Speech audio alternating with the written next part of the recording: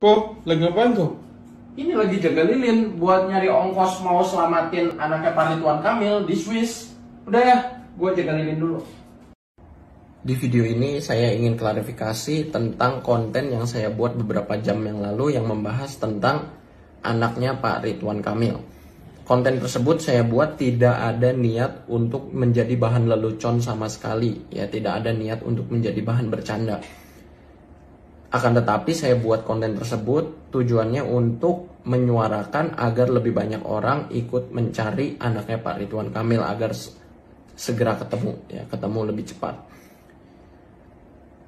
Saya minta maaf lagi karena konten tersebut mungkin sudah menyinggung perasaan sebagian orang, akan tetapi saya ingin klarifikasi saja.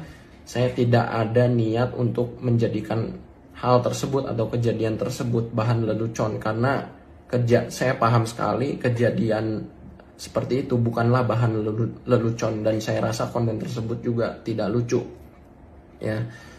Dan saya sendiri sangat support Pak Ridwan Kamil karena saya sendiri warga Bandung.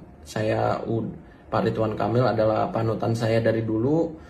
Ya, saya minta maaf sekali, tidak ada niat untuk menjelekkan atau menjadikan bahan lelucon atas kejadian tersebut. Terima kasih, sekian dari saya.